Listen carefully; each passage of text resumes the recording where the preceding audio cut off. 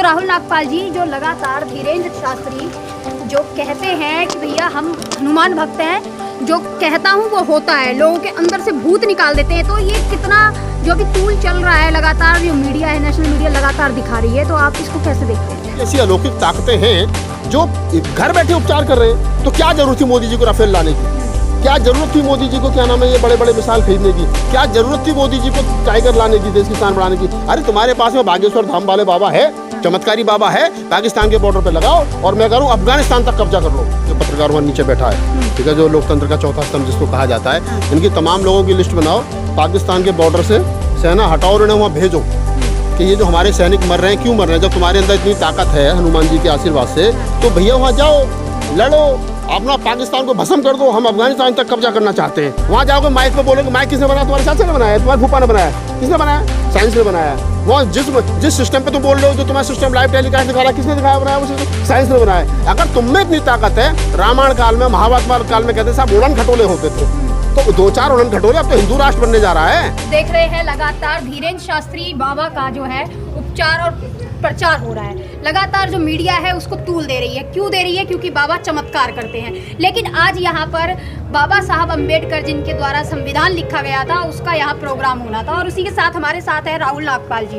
तो राहुल नागपाल जी जो लगातार धीरेन्द्र शास्त्री जो कहते हैं कि भैया हम हनुमान भक्त हैं, जो कहता हूँ वो होता है, लोगों के अंदर से भूत निकाल देते हैं, तो ये कितना जो भी तूल चल रहा है लगातार, जो मीडिया है, नेशनल मीडिया लगातार दिखा रही है, तो आप इसको कैसे देखते हैं? धीरेन्द्र शास्त्री और उनके तमाम भक्तों की एक लिस्ट बनाओ, और मैं कह रहा हूँ बड़े ओपन मन से इस आपके चैनल पे, क्या धीरेन्द्र शास्त्री अपने तमाम लोगों की, अपने भक्तों की जो उसमें आस्था रखते हैं, जो उसमें विश्वास रखते हैं, और ख़ासतौर से उस पत्रकार की, जो पत्रकार वहाँ नीचे बैठा है, ठीक है, जो लोकतंत्र का चौथा स्तंभ जिसको कहा जाता है, इनकी तमाम लोगों की लिस्ट बनाओ, पाकिस्तान के बॉर्डर से सेना हटाओ और इन्हें वहाँ भेजो कि ये जो हमारे सैनिक मर रहे हैं, क्यों मर रहे हैं? जब तुम्हारे अंदर इतनी ताकत है हनुमान जी के आशीर्वाद से, तो भैया वहाँ जाओ, लड़ो, अपना पाकिस्तान को भस्म कर दो। हम अफगानिस्तान तक कब्जा करना चाहते हैं। जब हमारे पास में ऐसी ऐसी अलौकिक ताकतें हैं जो घर बैठे उपचार कर रहे हैं, तो क्या जरूरत थी मोदी जी को राफेल लाने की?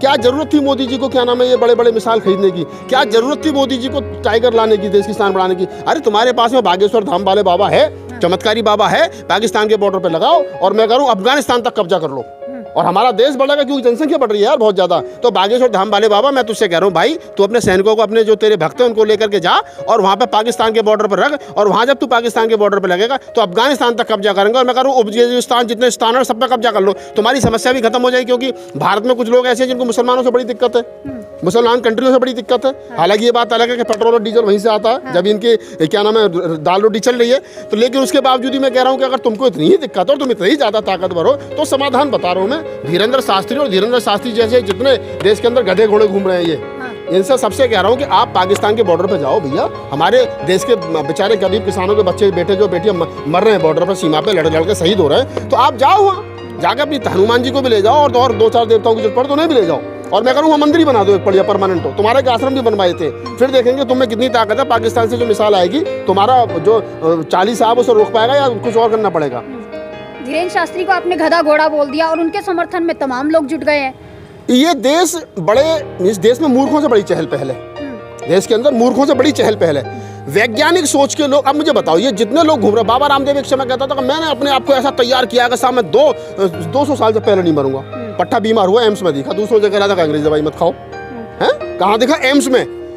ये जितने घूम रहे हैं चमत्कारी बाबा, एक और आया था पहले 2 साल पहले, निर्मल बाबा, वो कहता था जी क्या कल ये कृपा वहाँ रुकी हुई, हरे समोसे खा रहे हैं चटनी के। आजकल वो गायब है, मार्केट में दिख नहीं रहा, पता नहीं कहाँ।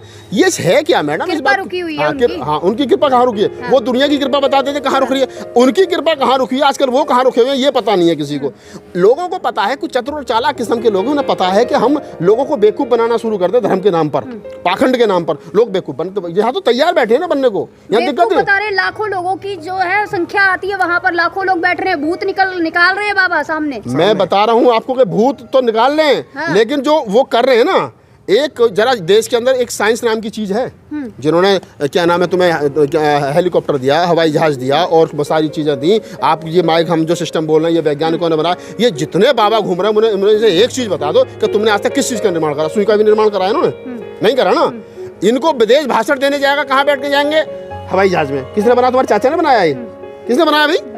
साइंटिस्टों ने बनाया। वहाँ जाओगे माइक पे बोलोगे, माइक किसने बनाया? तुम्हारे चाचा ने बनाया, तुम्हारे फूफा ने बनाया, किसने बनाया? साइंस ने बनाया। वहाँ जिस सिस्टम पे तुम बोल रहे हो, जो तुम्हारा सिस्टम लाइव टेलीकास्ट दिखा रहा है, किसने दिखाया बनाया? वो सिस्टम साइंस ने बनाया। अगर तुम में इतनी ताकत है, रामायण काल में, महाभारत काल में कहते साहब उड़न खटोले होते थे, तो 2-4 उड़न खटोले, अब तो हिंदू राष्ट्र बनने जा रहा है, भारत विश्वगुरु बनने जा रहा है। ये बात अलग है कि यहाँ की एक भी यूनिवर्सिटी विश्व के किसी कोने में नहीं आती, ठीक है, लेकिन विश्वगुरु बनने जा रहा है। तो भाई अब 1-2 उड़न खटोले तुम भी बना लो। अब तो वीरेंद्र, ये शास्त्री जैसे लोग आ गए, बड़े चमत्कारी हैं, इनसे कहो 2-4 उड़न खटोले बनवा। पेट्रोल बहुत महंगा हो रहा है, डीजल बहुत महंगी हो रही है। निर्माण करता नहीं है ना वो। अरे निर्माण करता क्यों नहीं है? जब वो कह रहा है मैं सब जानता हूँ, सब बता दूंगा, सब खत्म कर दूंगा, मसल दूंगा, ये कर दूंगा, तो भाई बताना 2-4 कोई निर्माण करिए। तारों की कुंडली बता दी, आपकी भी कुंडली बता देंगे। आप बताओ मेरी कुंडली क्या है? मेरी कुंडली तो गूगल पे पढ़िए, गूगल अपने आप बता देगा, वो क्या बताएगा। और जिस पत्रकार की उन्होंने बताई है, मैंने चेक करा, यूट्यूब पर सारी उसकी पढ़ी है, फेसबुक पर सारी उसकी लिखी पढ़ी है, तो पता है धीरेंद्र शास्त्री की दुकान बढ़िया चल रही है इस समय। ये क्या है, देखो आप समझो इस बात को, ये हिंदू धर्म का एक पार्ट है। हिंदू धर्म जो है वो एक किताब है सुरेंद्र शर्मा अज्ञात की, हिंदू धर्म बालू की भीत पर। हिंदू धर्म में कुछ है नहीं, यही कर्म कांड है, यही जो है ढोल पसोल। उनको हर 2 साल के बाद में एक चीज़ नहीं लानी पड़ती है। कभी रामदेव को उठा लाते, कभी राम रहीम को उठा लाते, कभी आसाराम को उठा लाते, कभी निरासाराम को उठा लाते, कभी किसी रामपाल को उठा लाते, कभी श्यामपाल को उठा लाते, कभी कोई दूसरे को उठा लाएंगे। अब धीरेंद्र शास्त्री को उठा लाए, अब इसके पीछे लोग लगे रहेंगे। थोड़े 2-4 साल के बाद में फिर कोई नया बाबा उठा लाएंगे। ये पिछले 20-25-30 साल से तो मैं देख रहा हूँ, हर 2 साल के बाद में एक बाबा आ जाता है और वो अपनी दुकान चलाता है, 100-200 करोड़ की संपत्ति इकट्ठी करता है और अपना चलता बनता है। इनमें मुझे बता दो, ना तो कोई बुद्ध बना, ना कबीर बना, ना नानक बना, ना रैदास बना, और तो और रजनीश भी नहीं बनना कोई। रजनीश तो तार्किक थे, ओशो तो तार्किक थे, इनकी औकात ओशो बनने की भी नहीं है। ये जितने लोग धर्म का धंधा चला रहे हैं ना, ये जितने लोगों को डरा के, धमका के, भूत, भय, भाग्य, भगवान के आधार पर जो लोगों को मूर्ख बना रहे हैं, ये बनने वाले तो मूर्ख ही हैं, और ये जो बना रहे हैं इन्हें पता है इनको मूर्ख बना रहे हैं, ये बन रहे हैं। सीधा कनेक्शन है ऊपर वाले से। हाँ, तो मैं बता रहा हूँ ना, सीधा कनेक्शन है। तो सीधे कनेक्शन से ये भी पूछने जरा कि भारत में जो गरीबी है, भुखमरी है और जो बेरोजगारी है, इसका भी कोई समाधान है नहीं है? तो भाई स्लिम क्लीम रहने के लिए भूखी तो जो है एक्ट्रेस भी रहती हैं। अच्छा, तो मतलब भारत में 20 करोड़ आदमी रात को भूखा सोता है।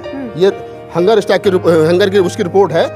तो भारत में 20 करोड़ आदमी भूखा सोता है। जिस देश के अंदर 20 करोड़ आदमी भूखा सोता हो, उस देश को रोटी की जरूरत है या धर्म की जरूरत है? बताओ पहले मुझे। लोग तो धर्म के पीछे भाग रहे हैं। हाँ, तो उनको लग रहा है कि बाबा कृपा कर देगा, रोटी बन जाएगी। इन्हें पता नहीं कि बाबा तुम्हारी लंगोटी भी ले जाएगा।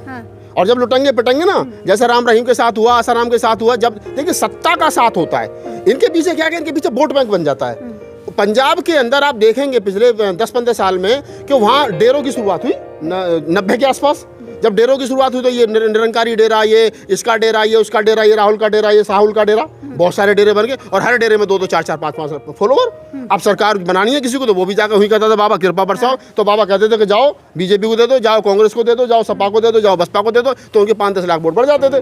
तो ये क्या है कि इनको सरकार संरक्षण देती है, सरकार इनको बढ़ाती है। और जब ये सरकार के लिए सरदार बन जाते हैं तो सरकार कहती है पुलिस अगर छेतो 4 गोरी सी लौंडिया भेजो, इन पर बलात्कार के मुकदमे लगाओ, उठाओ और अंदर कर दो, काम खत्म।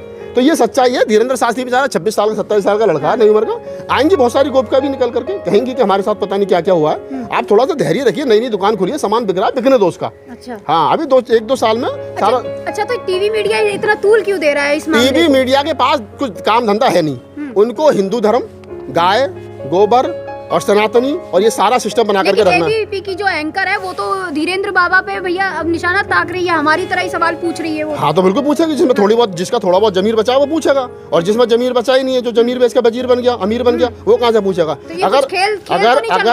अगर तुम्हारी जेब में 4 करोड़ रुपए आ जाएं और मेरी जेब में 10 करोड़ रुपए आ जाएं, तो कीमत तो हर आदमी की ना भाई। कोई 10 करोड़ में बिकेगा, कोई 10 लाख में बिकेगा, 10 रुपए में बिकेगा हर आदमी इस धरती पर। जब अब हम बुद्ध तो हो गए नहीं नहीं बिकेंगे, कबीर नानक तो हो नहीं गए। इसकी एक वजह और बताई जा रही है कि तूल जब टीवी मीडिया इसको दे रहा है। अभी बीबीसी की एक रिपोर्ट आई है, उसमें जो गुजरात दंगा हुआ था उसमें बीबीसी में प्रधानमंत्री को दोषी पाया गया। क्या आपको लगता है कि तूल इसलिए दी जा रही है? देखिए, बहुत सारी चीजें, डॉक्यूमेंट्री बनी है उस पर, भारत में बैन कर दी गई है। तो प्रधानमंत्री जी को उसमें विलन बनाया गया है, तो भारत में बैन कर दी गई। उस पर चर्चा ना हो, राहुल गांधी की यात्रा पर चर्चा ना हो, उधर लोगों का ध्यान ना जाए। राहुल गांधी क्या मतलब ये क्या ना लोगों को फंसा के रखना चाहते हैं। इनको जब लगता है ना कि सरकार हाथ से फिसल सकती है, सत्ता का खेल है सब ये सारे का सारा सत्ता का खेल। उनको लगता है कि यार सरकार हाथ से चलेगी तो क्या करेंगे। उस पीरियड में वो सोचते अच्छा अगर नया कुछ चमत्कार करो तो उठा के ले आते हैं कुछ ना कुछ। लेकिन प्रधानमंत्री भी बोल रहे हैं, अब तो आ गए हैं, देखिए बोल रहे हैं कि नेताओं को जो है हिदायत दे रहे हैं कि भैया मुसलमानों के खिलाफ मत बोलो, उन नेताओं के खिलाफ कार्रवाई होगी। नहीं तो अब वो बोलेंगे थोड़े ही, नेता थोड़े ही बोलते हैं। जो इन्होंने ये गैंग तैयार कर दिया नीचे नीचे, जब प्रधानमंत्री कहते थे कि कपड़ों से पहचान लेते हैं, वो कौन सी भाषा थी? इस देश के अंदर राम मंदिर बनना चाहिए, नहीं चलना चाहिए, भाइयों बहनों, तब वो कौन सी भाषा थी? तैयार तो कर लिया ना इन्होंने जमीन, अब जमीन तैयार कर लिए, अब इनको पता है विदेशों में इनकी थू हो रही है बहुत ज्यादा, बीबीसी ने भी पिक्चर बना दी, सारा कुछ हो गया, तो कह रहे हैं नहीं बोलो मत। अरे तुम तो नहीं बोलोगे, लेकिन नीचे जो तुमने फसल बो दी है, वो जो बड़ी हो रही है वो तो बोलेगी ना। ये सच्चाई है, जो जमीन में बोगे निकलेगा तो वही ना, जब बोया पेड़ उनका तो हम कहाँ से खाओगे, जब तुमने बो रखा तो वही खाओगे। और ये नफरत की आंधी में इस देश को क्या नाम है झोंक रहे हैं, इसके दूरगामी परिणाम बहुत बुरे आएंगे। लोगों को रोजगार की जरूरत है, रोटी की जरूरत है, बिजनेस की जरूरत है, काम धंधे की नहीं है लोगों के पास में, और लोग एमटेक बीटेक करने के बाद में बेरोजगार घूम रहे हैं। आज उनको धर्म के चक्कर में काबड़ उसमें लगाया जा रहा है। 1980 और 1990 2000 के आसपास तक ये होती थी, ये हाल होता था कि कोई BA MA करने के बाद में कहीं अप्लाई करता था, 4 जगह तो 3 जगह से 3 नौकरी उसके हाथ में होती थी। आज आदमी 10 जगह करता, पेपर लीक होता, नौकरी नहीं है आदमी के पास में, उस ओवरेज हो गया, उम्र निकल गई उसकी। तो सवाल ये है, मुद्दे ये हैं, हमारी रोटी कहाँ गई, हमारी रोजी कहाँ गई, हमारी नौकरी कहाँ गई? हम एमटेक बीटेक करने के बाद में हम बेरोजगार क्यों घूम रहे हैं? हमारे शिक्षा इतनी महंगी क्यों कर दी गई? आज की तारीख में आप देखिए, 10 साल पहले 15 साल पहले MBBS फ्री में हो जाती थी यूपी में, जब बसपा की सरकार थी। आज बता दो MBBS करने के लिए क्या है? MBBS करने के लिए 50 लाख रुपए जिसकी जेब में, वो MBBS के बारे में सोचेगा? पहले उसको कोचिंग कराओ, MBBS नहीं हुई तो घर बैठेगा। जिस बच्चे ने 25 साल तक 30 साल तक पैंट जींस की पहन करके बढ़िया गुजार दिए, वो तुम्हारी किसी की मजदूरी करेगा? क्या करेगा? या तो चोर बनेगा, बिजनेस उससे आता नहीं, उसके खानदान में कोई नहीं करता, या घर में बैठकर रोटी तोड़ेगा। तो ये सरकार लोगों को बेकार कर रही है, और ये बात हमको समझनी चाहिए। धर्म आदमी का व्यक्तिगत मामला है, लेकिन धर्म को इतना मन मस्तिष्क पर हावी मत कर लो कि वो जो है आगे चल करके तुम्हारे लिए नुकसानदायक हो जाए। चलिए, बहुत बहुत शुक्रिया। तो हमारे साथ थे राहुल नागपाल जी, जो तमाम जाति धर्म को लेकर।